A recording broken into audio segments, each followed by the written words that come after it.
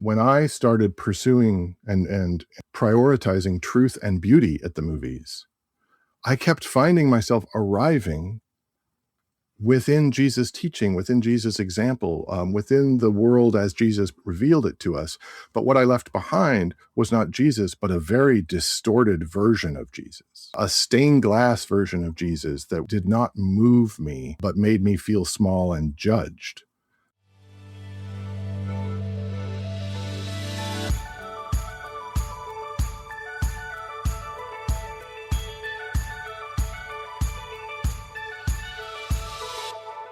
Hello, and welcome to the Shifting Culture podcast, in which we have conversations about the culture we create and the impact we can make. We long to see the body of Christ look like Jesus. I'm your host, Joshua Johnson. Light is a language.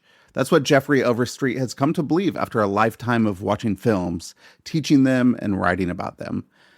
And learning to read that language in a darkened theater, in the face of a stranger, in a story told by someone whose culture you were taught to fear, is what it means to grow in faith.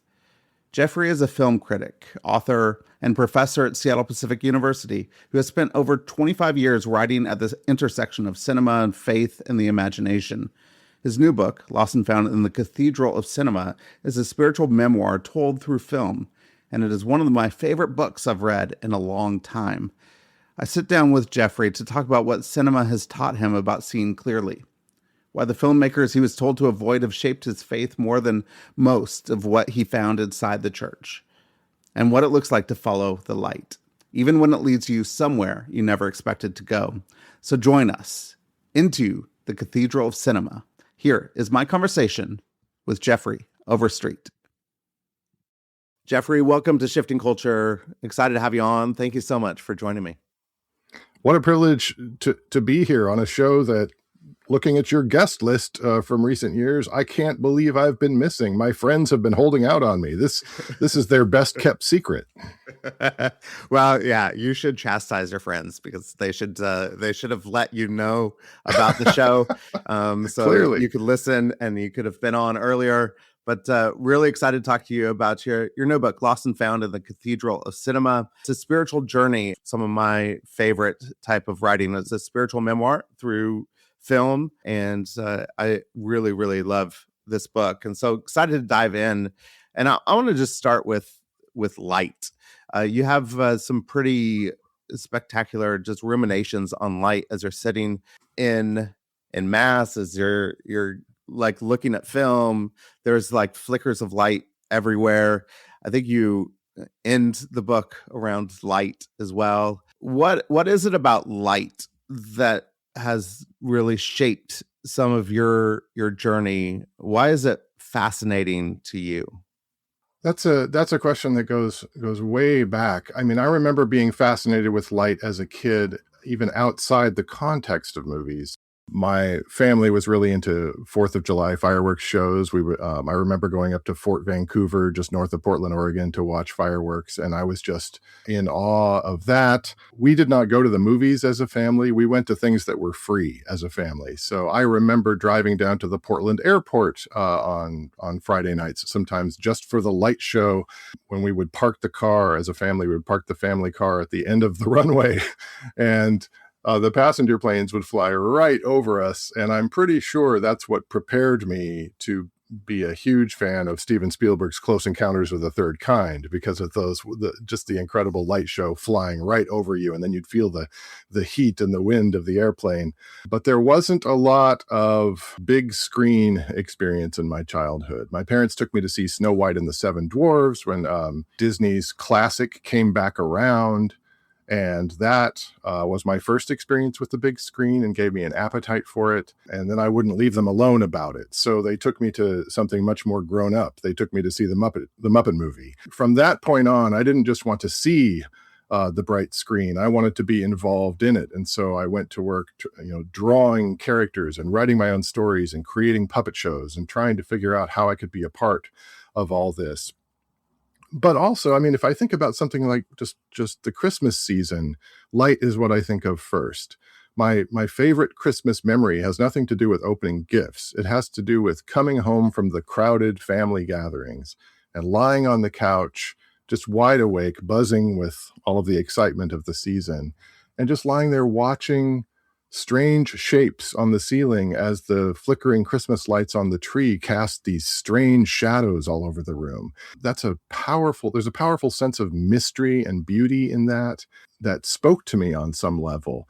And I think from a very early age, I was just attuned not just to the power of story. I was a big reader as a kid because, again, we didn't go to the movies, so to escape, I read all kinds of things. But the power of light, and how in a moment, just a flicker of light on a wall can resonate with you with this sense that there might be more.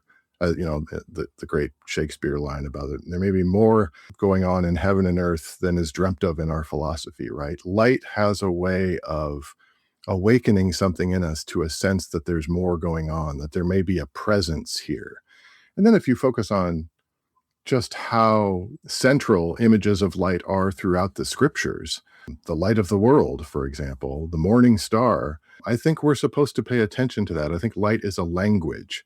And so when you then step into the arena of movies, filmmakers who know what they are doing are not just paying attention to what's in front of the camera, but they're paying attention to light and how that reveals what's in front of the camera. The light is as much an element of their artistry as their actors or their screenplay. You usually can tell a filmmaker who is an artist when you find yourself paying attention to the quality of images as much as the story. And you can have, that's what's fundamental to cinema, right? You can have a movie that doesn't have a narrative. But you can't you can have a movie that doesn't have sound, but you can't have a movie that doesn't have images. It doesn't have light. And so the more I pay attention to that, the more I find my mind moving in the direction of the things of the spirit and questions about how God moves and exists and illuminates in the world.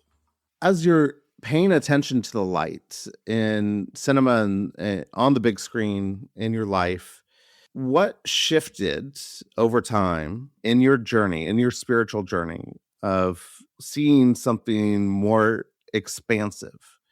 Did paying attention to the light expand some of your binaries, your dogma that you inherited growing up? Did that do anything to open your mind to enter into some of mystery and beauty?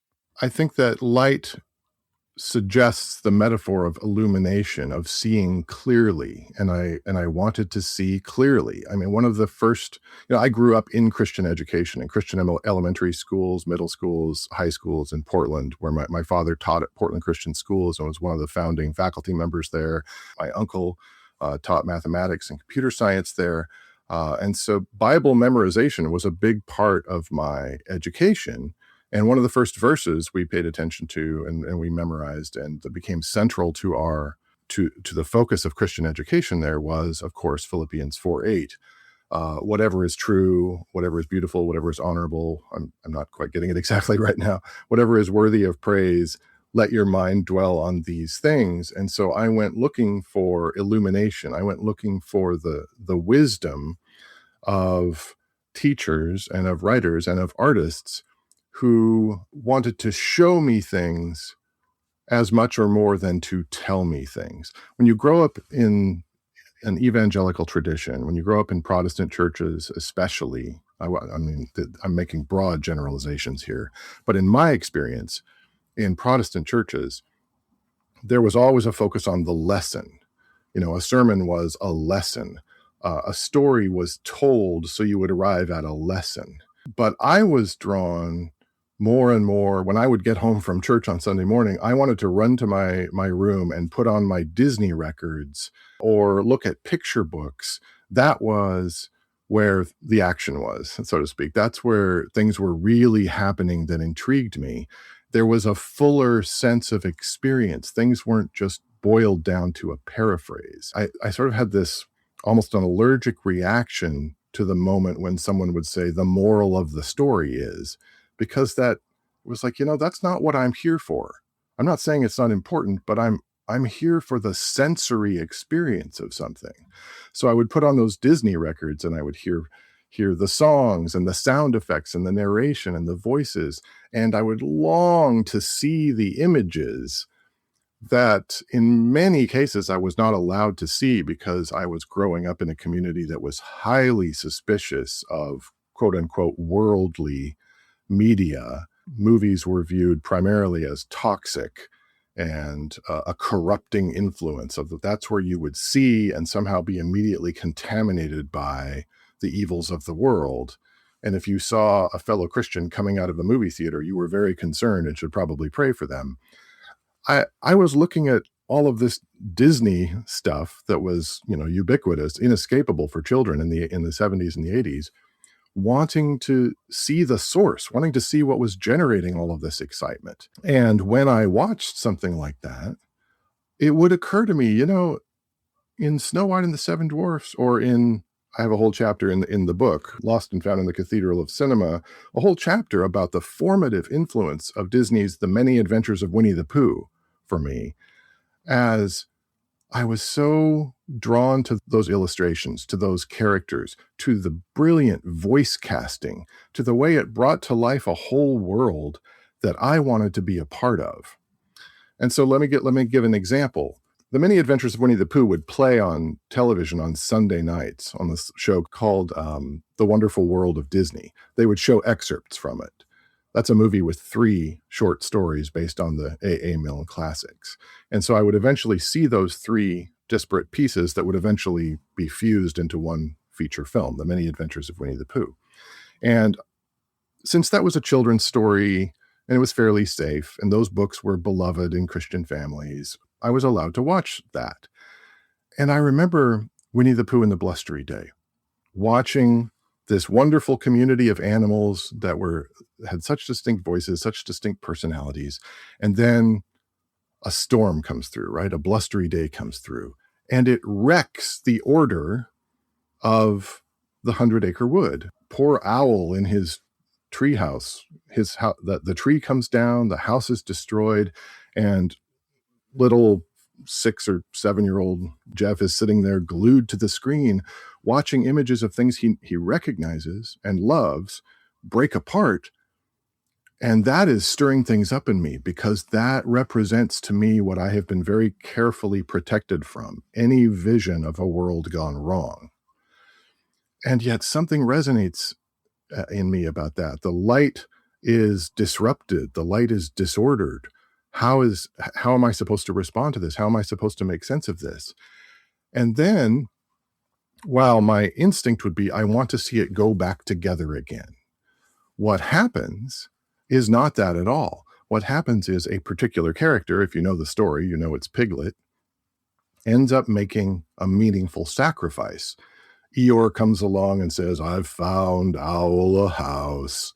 And they all follow Eeyore to see this house that he has found for Owl. And Eeyore, being something of an idiot, leads them to Piglet's house and says, here it is. Here's a great house. Owl, why don't you move in here? And again, my heart is in my throat. As a child, I'm looking at this going, well, that's not right. That belongs to Piglet. This is yet another disruption of the order. And then Piglet steps forward and says, well done, Eeyore. Here's your new house, Owl.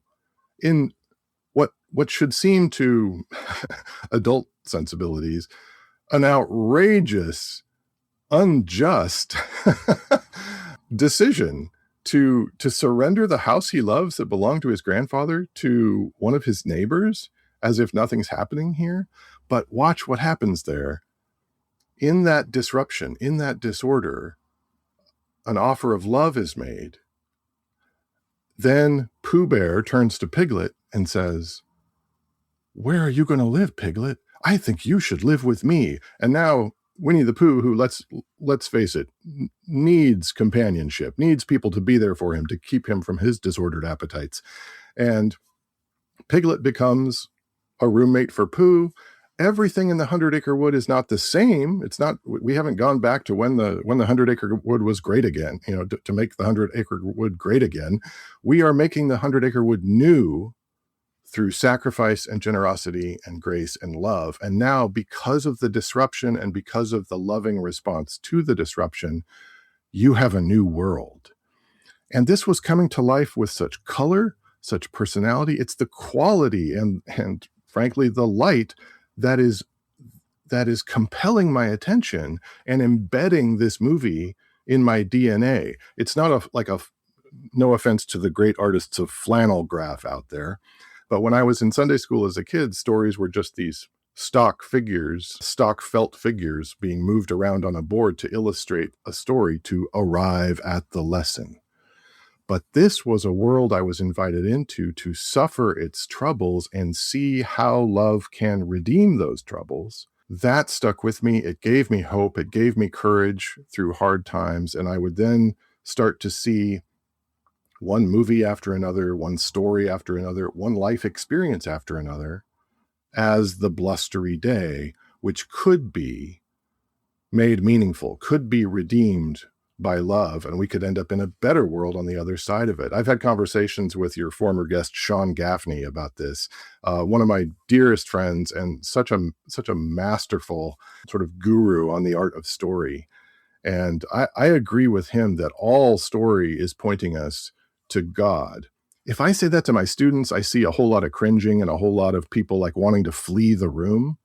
And that's when I have to say, if you're uncomfortable with this claim that all story is about God, try this instead. Substitute that with truth or love and see how you feel about that. Because I don't think there's anybody here in the room who will flee the room at the idea of truth or love.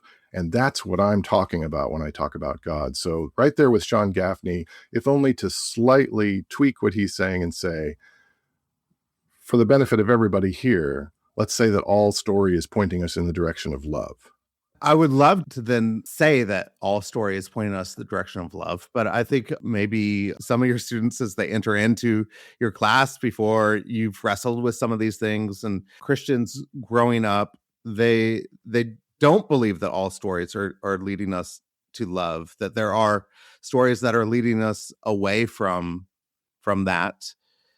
So how do we help people, or how can we just start to ingest story and receive the gift of what the story is, and then start to actually pay attention to what it's trying to say and say, is it leading to love? Is it not leading to love? Or how can it? Like, what does it look like for us to engage movies, engage story in a way that doesn't just dismiss it, but it actually helps us engage what it is in a real way? Well, I would never claim that all stories are doing this. I would say all good stories. I mean, if I go back to the Philippians 4:8 verse, whatever rings true, whatever seems honorable, whatever is worthy of praise. But I would also say though that all stories, all good storytelling comes from a place of needing to express something true. And often storytellers will cop out and offer us a vision of a resolution of that, or a response to trouble that I think is unwise. But I would also say that those stories probably don't resonate. If they do, it's probably part of the story that's resonating. And that's what we then pay attention to. Discernment is central to this, right? We need to listen to what's being presented to us and weigh it with our intellect and our conscience. There's a scripture verse that is probably printed somewhere on some building or some placard or something on every Christian college campus, and it's be transformed by the renewing of your mind, right? And in the book, I talk about how the poet Scott Cairns, one of my mentors and real heroes in art making and in discernment, talks about how that verse has been badly translated. I'm not sure college campuses would have it all over the place if they knew that be transformed by the renewing of your mind is a mistranslation of the Greek, which originally said, and I'm paraphrasing, be transformed by the renewing of your something we don't have a word for in the English language. The word in Greek is nous, N-O-U-S. And what that means is it's actually a physical place in the body. It's at the back of the throat, but it represents a capacity for thinking and feeling and having your intuition and your intellect work things out together. So when you are moved by something, you feel it in the back of your throat. You feel the famous lump in your throat, right? That is deeply connected to the fact that you are thinking and you are feeling. If we just rely on our intellects when we look at each other, when we look at the world, when we look at stories or art or movies, we are likely to be misled, because if you just operate rationally, you're going to end up making decisions that hurt people. You're not able to take grace into account. If you just rely on your heart or your intuition, you are likely to be led by impulsive emotions that need to be stabilized, need to be guided, need to be advised. When I have made decisions that are primarily emotional, I've gotten myself in trouble. Be transformed by the renewing of your nous, where these things are meant to work things out together in dialogue, in collaboration. So you go to a movie. Let's just say I just went and saw It Was Just an Accident, the Oscar-nominated film by Jafar Panahi, the great Iranian filmmaker. And by the way, this is a great time for us to be paying attention to art coming out of Iran. I walked into that theater thinking about the voices from my childhood that would have been like alarmist, would have been like, why are you going to go watch this? They don't believe what we believe. Their culture is different from ours. Their priority is different from ours. Don't you know that, haven't you been paying attention to the terrorism around the world? Haven't you been paying attention to the nature of their government? I go into that movie and I say, these are my neighbors. These are my neighbors that I am called to love. And if I am to love my neighbor, I need to listen to my neighbor. So let me hear the story this neighbor has to tell.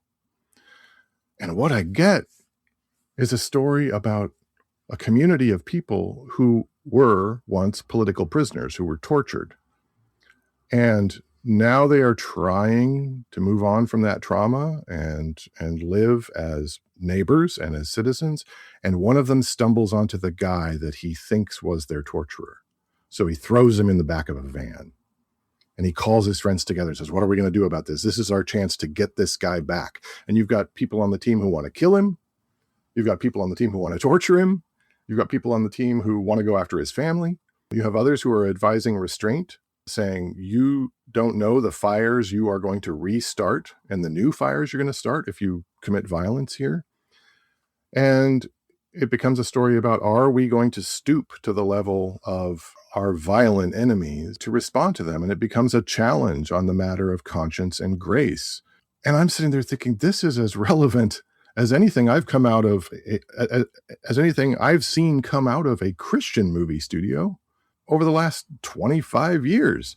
We should all be paying attention to this, because it's going to show it. The light is going to reveal who these people are, the complexity of this community, the needs of this community, but also the wisdom of this community. The fact that these people too are made in the image of God, and their conscience is alive, and we might have things to learn from them. And so this book is largely about how growing up with the movies for me was a journey toward overcoming the fears I'd been conditioned to embrace and to live within, and to take the risk, and it is a risk, of becoming vulnerable and opening up and listening to my neighbors so I can love them. And the big discovery has been that I find God already at work in all these places I was told to avoid, and that I'm the one who has a lot to learn here. That has made me rethink the Great Commission. Go and teach and baptize. I have a feeling that God wants us to go because he also wants us to discover that he's up to so much more than we ever imagined, and that in loving our neighbors, we are going to be ministered to as much as we might aspire to minister to others. So movies like the films of Hayao Miyazaki, Krzysztof Kieślowski, Jafar Panahi, and other filmmakers who don't end with that syllable. Filmmakers I was told to fear and avoid have had more to do with the strengthening of my faith, specifically my Christian faith, more so than the artists within the church. And I think it has something to do with that inclination to preach or to deliver a lesson which assumes we are in a position of authority and expertise and knowing over other people, rather than inviting people into an experience together where we might all discover something from one another. And that takes me back to the line that I can never forget in any conversation about the arts has become central to my faith and my understanding of light and of cinema and of music. Madeleine L'Engle, in her great book, Walking on Water, Reflections on Art and Faith, says, "We do not draw people to Christ," or of course I would say to love, to truth, to beauty. All of these things are Christ to me. We do not draw people to Christ by telling them how wrong they are and how right we are, but by showing them a light that is so lovely that they will long with all their hearts to know the source of it. That flipped my experience and my training in the church, which said, don't go out there and make yourself vulnerable. You've already got all the answers. Go out there and insist that they agree with you and believe what you believe, and then they join your team. That was an us versus them dynamic. That was a separatist dynamic. It was not a love the world as God so loved the world. The first scripture verse I ever memorized, right? For God so loved the world. Love the world. Get out there and fear not. The refrain that is most commonly repeated in the scriptures is not love God. It is not love your neighbor. It is fear not. And if I ask people in my community, in my neighborhood right here north of Seattle, what are the words that come to your mind first if I say the word evangelical? I guarantee you the word fear is going to be one of the most popular answers. So something's gone very, very wrong. And I am grateful to the movies and to the light for rescuing me from that. And I am still, this is like an AA meeting. I am not a recovered evangelical. I am a recovering. Actually, I would like to argue that I am becoming an actual evangelical, which would be the good news for the poor and the vulnerable and the needy, right? That would be me. Amen. I think that fear is something that we struggle with in the United States, particularly more than I think a lot of places in the world. And I think then seeing film from other places. So Iran, it was just an accident. Wrestling with fear, seeing the one that tortured you, and then wrestling with, so what do we do? Are we going to actually give some dignity and humanity to this person that actually tortured us? Or are we going to dehumanize him like he did to us? What are we going to do with his family as we encounter their family? These are questions that we don't often ask here in America that we need to be asking and we need to be confronted with. I think it was just an accident impacted the way I think my faith and how I follow Jesus.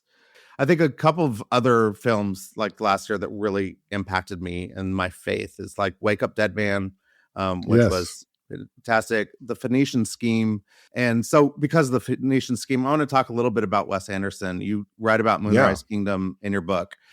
As I was finishing chapter 8, that chapter, I was crying with your depiction. It was a beautiful, beautiful chapter. And my wife, you can thank Wes Anderson for that more than you can thank me. But I don't know. Yes, the way that you write actually brings that level of emotion out. Wow, and my wife was like, "What are you reading? You're reading a book about movies, and you're weeping? Like, what's going on?" But Moonrise Kingdom feels like, man, I think it's resonant for community. Like, how do we take care of one another? What does it look like to grow up, to become adults, going through adolescence, but then actually seeing each other? I love the opening of, a symphony right at the very beginning of the film. Talk a little bit about Wes Anderson and Moonrise Kingdom and what he's trying to say. What gift is he giving to us through his film?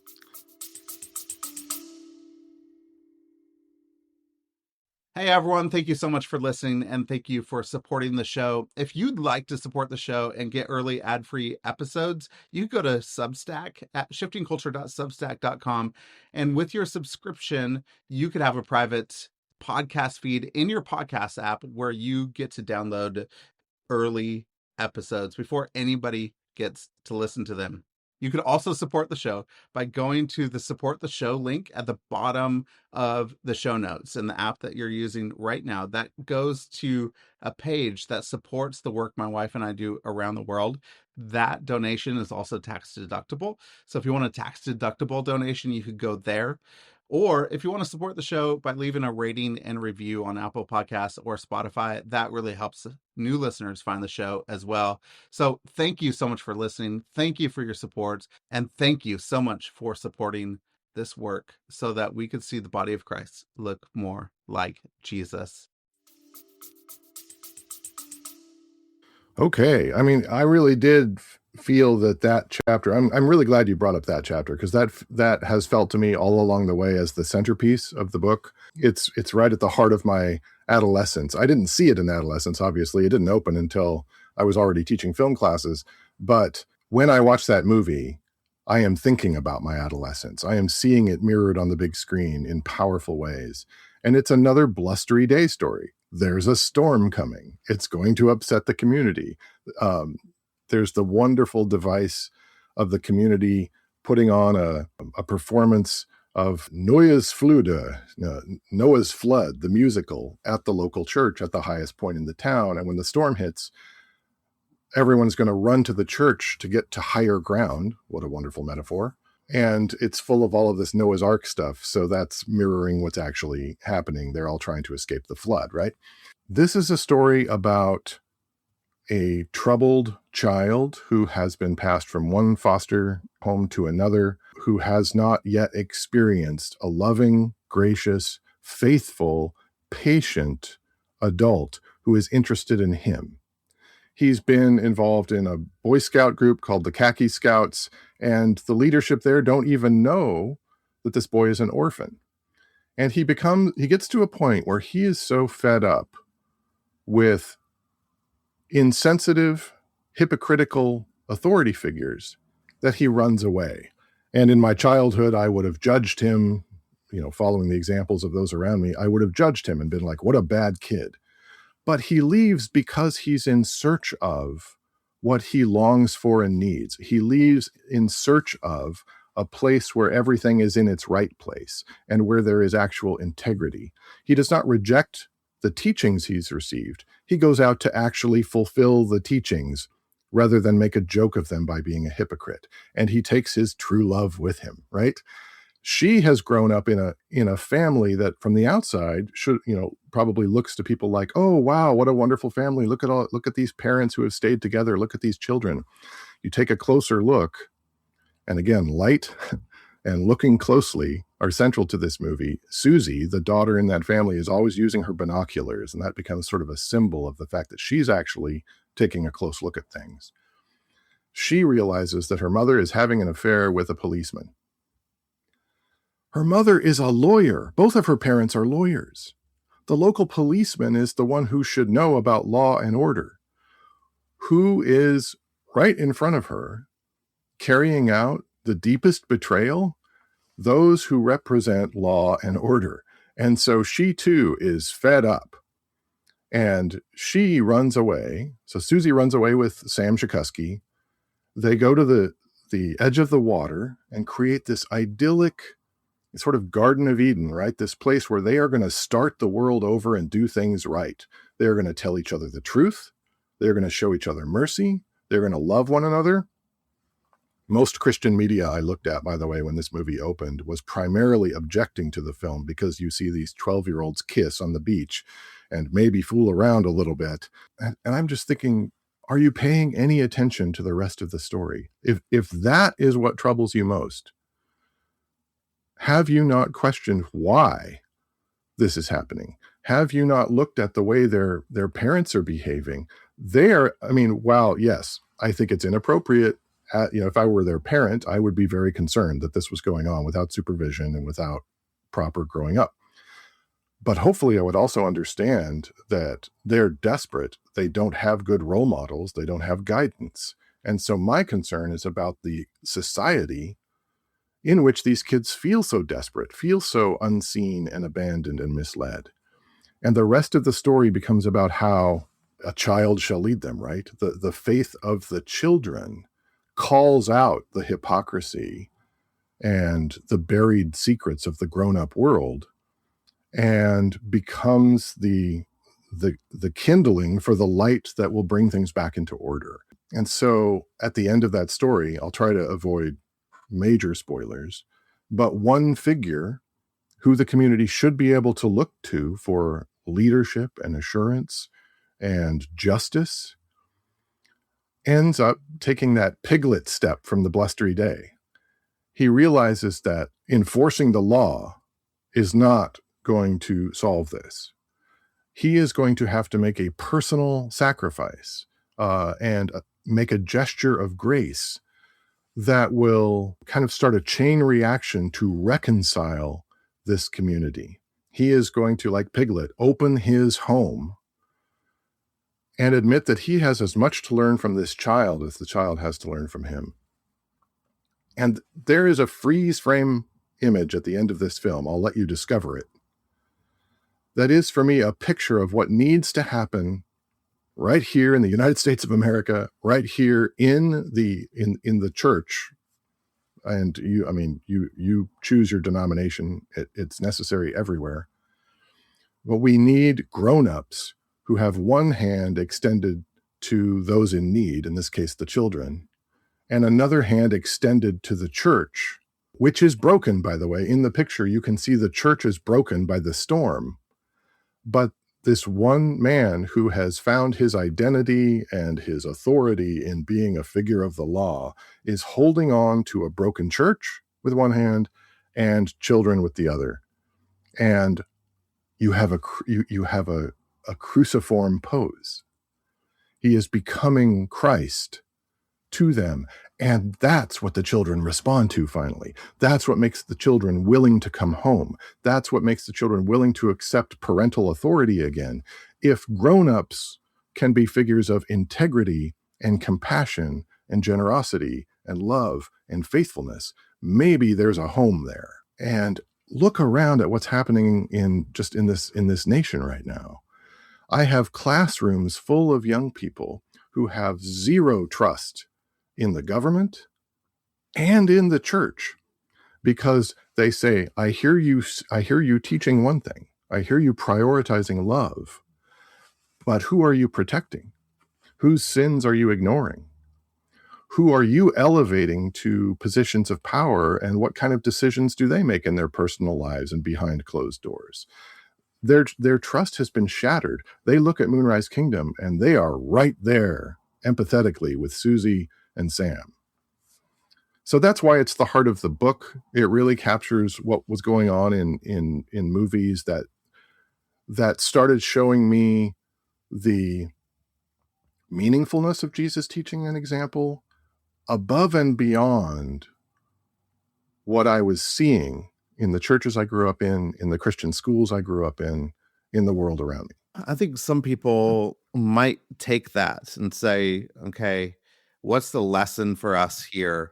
What do we do with film that we don't want to just boil it down to the moral lesson and how to live, but what do we do with that information when we see, hey, we finally see integrity. We finally see this adult being the adult for the children and bringing this community together.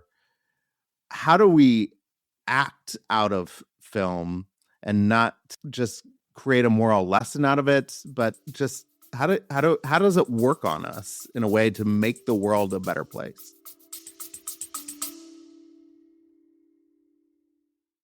What exactly is an American evangelical? Where did the movement come from? And how did it become one of the most powerful forces in American life? Hi, I'm Dan Hummel. I'm a historian of evangelicals, foreign policy, theology, and related topics. I'm John Fia. I have written about American evangelicalism in 3 centuries over the course of 6 books, 18th, 19th, and 20th. I'm Maggie Capra. I'm a teacher, researcher, and I consider myself a forever student of American evangelicalism. This is the history that shaped a movement and a nation. American Evangelicals, a history podcast.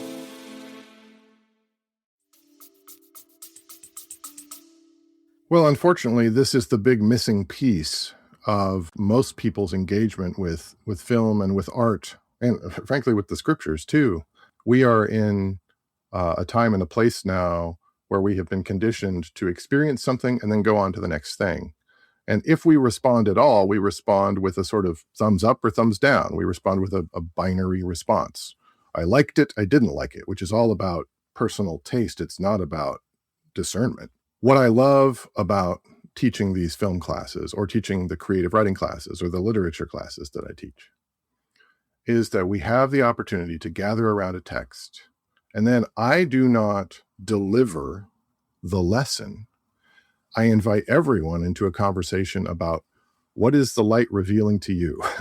What do you see is going on here? What are you curious about? What makes you uncomfortable? What compels you? And we end up talking about so much more than just the bare bones outline of the story that might lead to a lesson.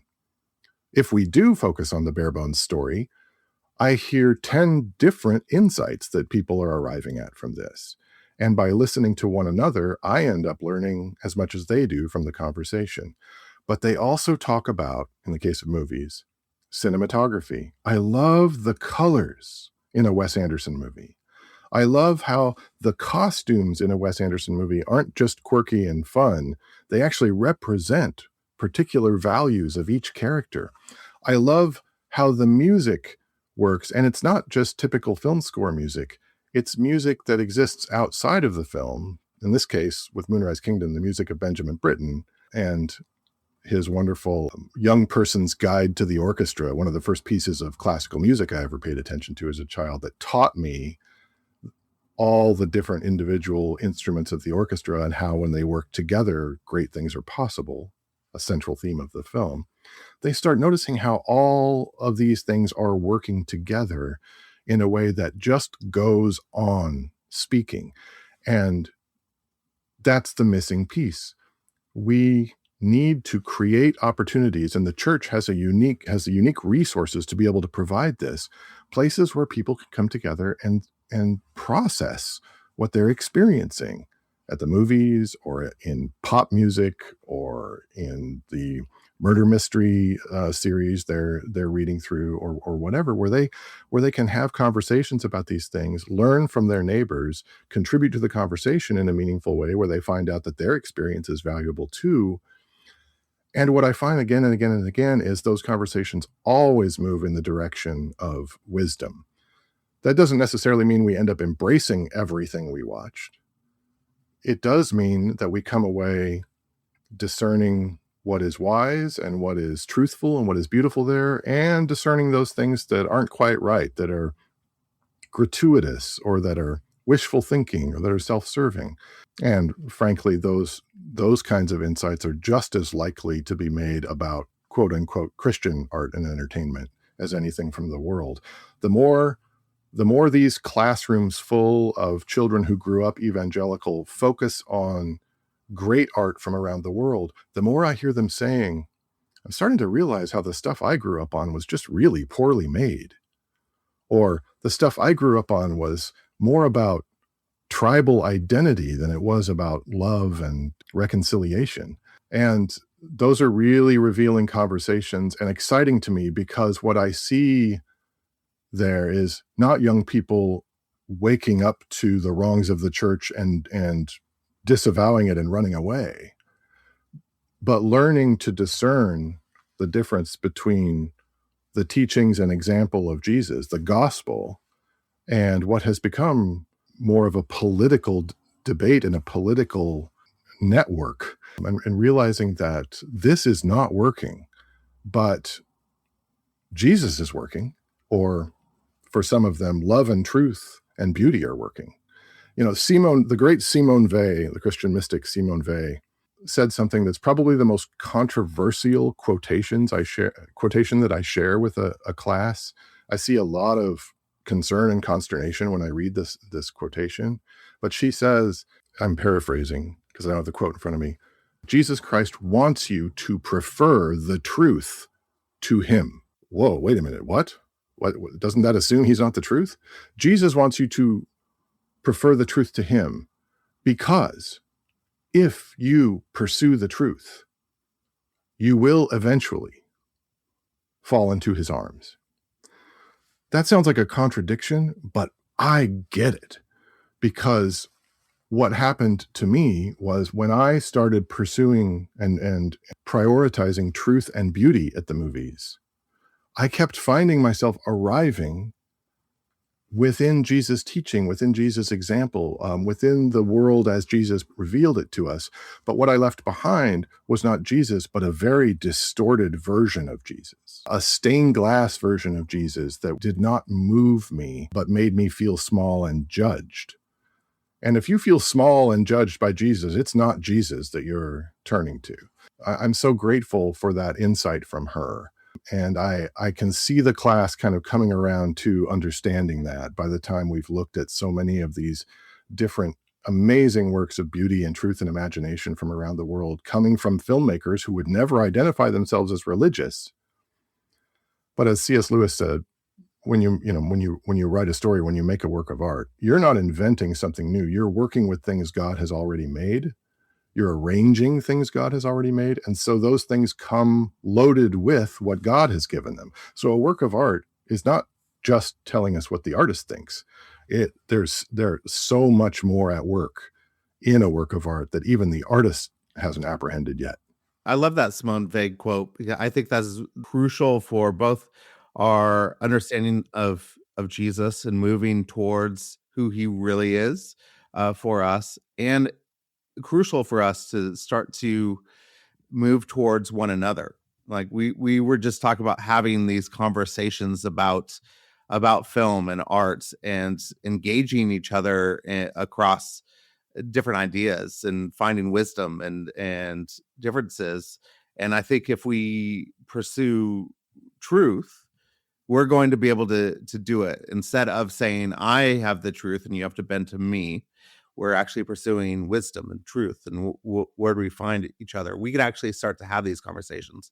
And I think we could move out of our tribalistic camps. And I hope we can start to see each other again. I really do hope we can see each other.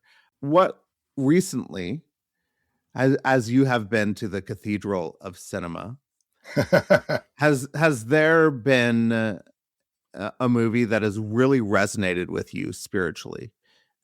Have you had a spiritual experience with any movie recently that you could share? Oh boy, how do I narrow it down? I mean, I've just published at jeffreyoverstreet.com my annual list, and I can never keep it to 10. It's more like 35 or 40 films that spoke meaningfully to me over the course of the year. But if I had to narrow it down, I mean, you mentioned The Phoenician Scheme, another Wes Anderson film that even Wes Anderson films were or Wes Anderson fans were sort of skeptical of. I actually thought it was his funniest movie, but it's also a story we need right now about an oligarch who is full of himself, who is causing untold harm to lives around the world with his decisions and his cultural manipulation, who, by engaging with his very skeptical and cynical daughter, who also happens to be a nun, starts wrestling with questions of conscience. And like any good blustery day story, he arrives at a point where he has to face the fact that what could save the world here would involve some kind of sacrifice on his part. I thought it was a wonderful comedy that may feel like wishful thinking because it's so hard for us to imagine oligarchs suddenly having a change of heart. But wouldn't you love to live in a world where that's possible? And don't the scriptures give us examples of such things? But the movies that I'm most excited for people to see from the year, I would also have to mention Wake Up Dead Man. You know, it's a genre film, a murder mystery in the Knives Out series, but one of the most powerful pictures of the church as American culture knows it That is to say, fearful, vindictive, exclusionary, judgmental, and the church as it could be, as envisioned by this Father Judd, played by Josh O'Connor, whose teaching is about having open hands, not closed fists, when we look at the world. And I just sat there thunderstruck in the theater, just in awe of what was happening in front of a general audience and how engaged the general audience was, because he got them by having them join together to reject what they don't like in culture, and then slowly invited them toward a vision of what could be, and revealed that that's aligned with the teachings of Jesus. And what a powerful film from someone who identifies as or who no longer identifies as a church-going Christian. I just thought that was phenomenal. But the one I want to hold up most right now is actually a film that I think most of your listeners probably haven't heard of. It's a film from Zambia called On Becoming a Guinea Fowl. Now, a guinea fowl is a very, very easily frightened kind of bird, kind of like a quail, that runs around and hoots to warn other animals of danger.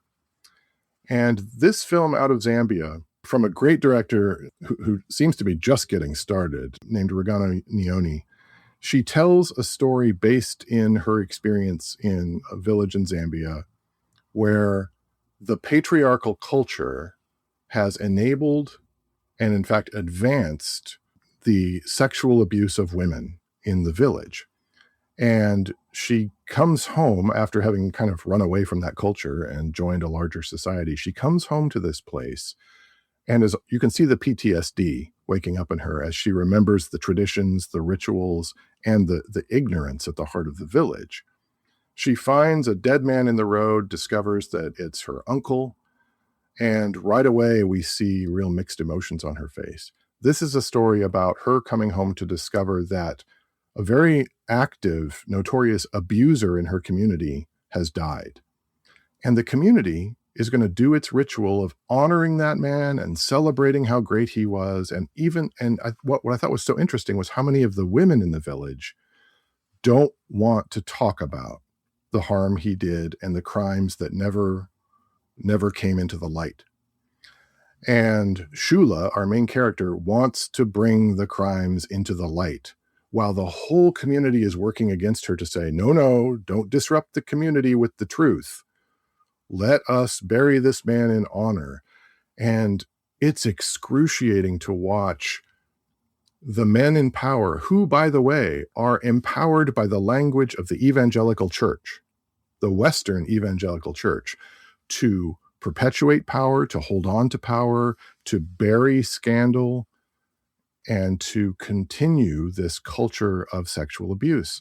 And what I realized while I was sitting there was, this is a movie we need in America right now, because it takes us out of the arguments we've been having and shows us up close what something like the Epstein files reveal. This is a movie about a culture of toxic patriarchal violence against women, and it's going to pierce your conscience with how badly that community needs the truth, and the fact that truth tellers are going to have to push back against the church to show love to these victims.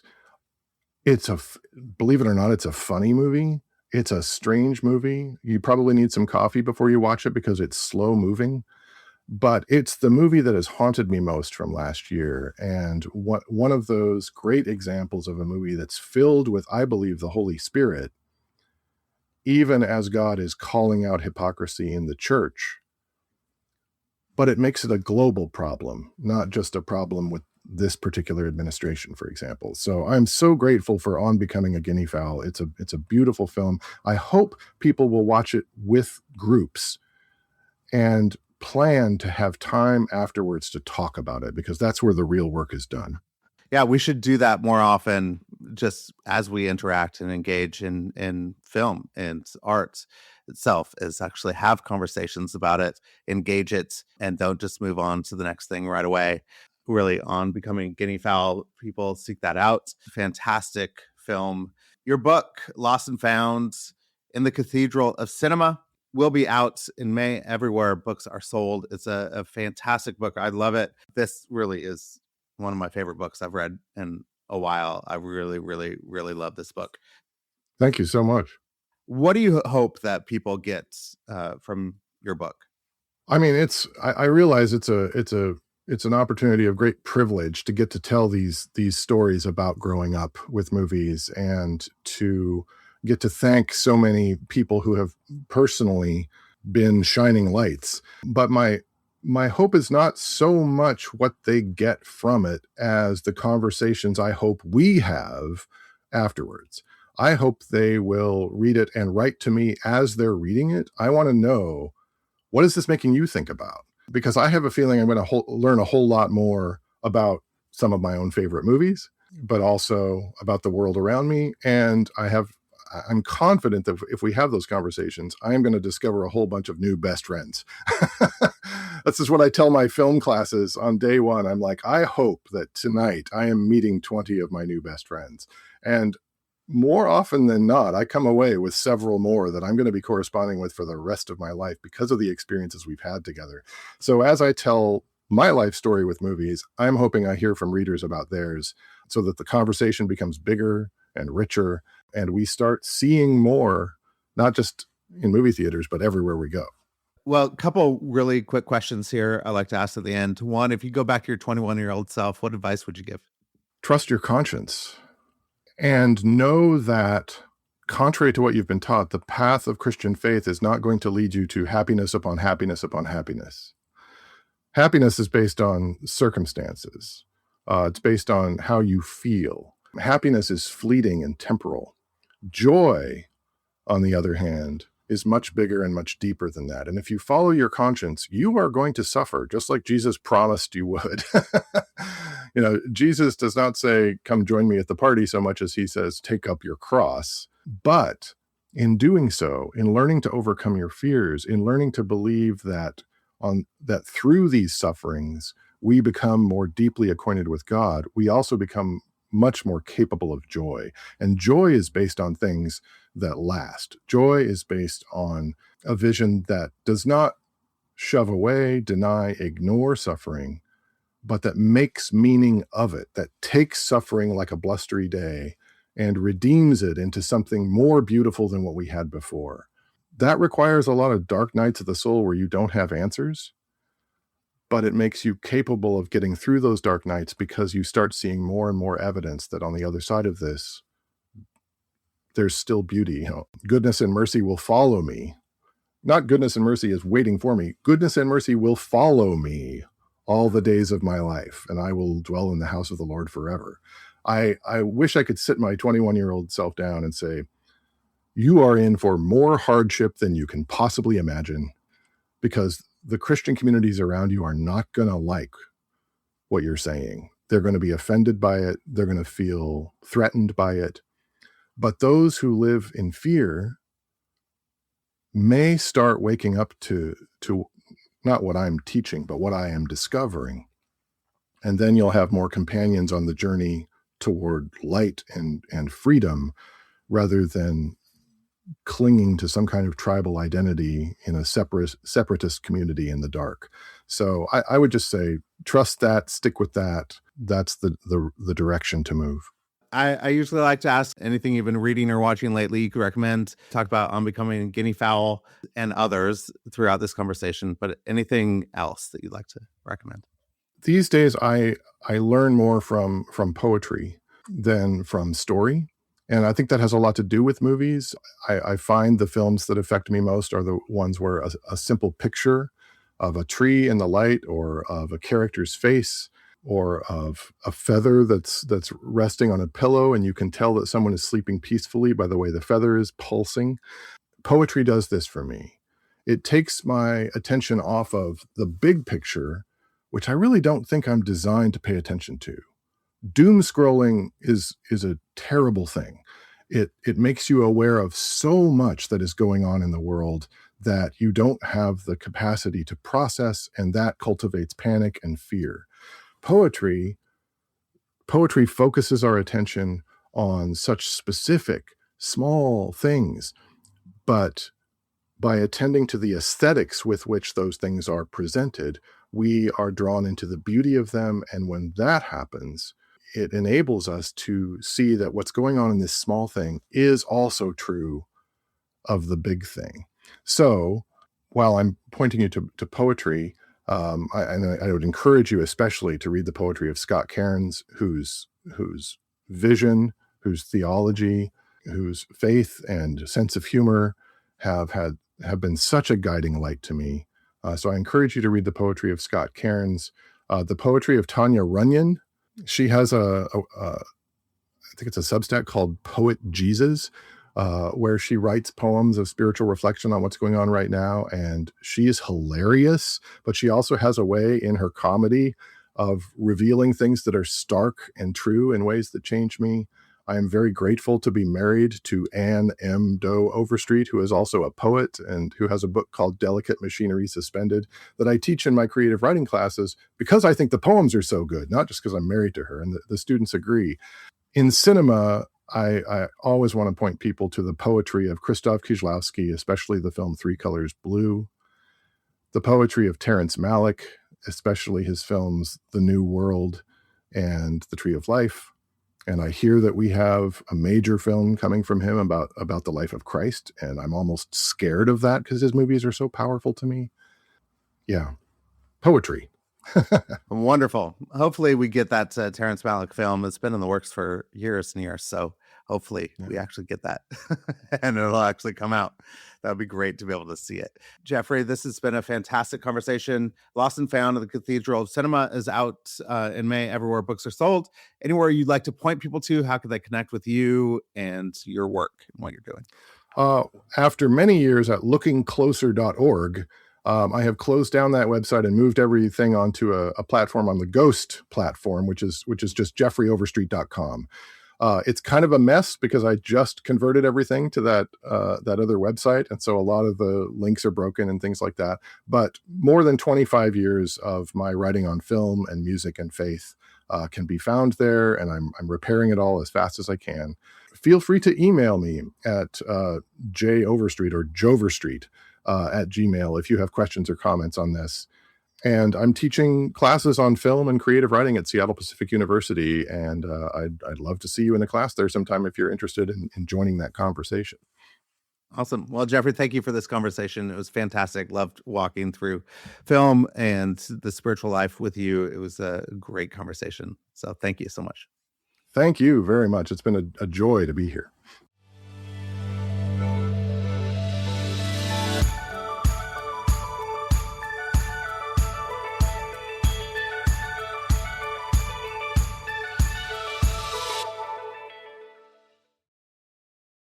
Thanks for listening to this episode of Shifting Culture.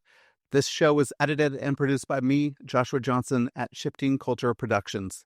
If you're enjoying the conversations, consider supporting the work by subscribing at shiftingculture.substack.com. For as little as $5 a month, you'll get ad-free early access episodes and other exclusive content delivered straight to your inbox. I'd love for you to not just listen, but engage. Reach out. Share what's resonating, and let's keep shaping culture together. Whether you're a listener with feedback, a creative with an idea, or a brand looking to connect with a thoughtful, engaged audience, let's talk. If you're interested in advertising on the show, I'd love to hear from you. Contact me directly for rates and availability. Until next time, let's keep shifting culture.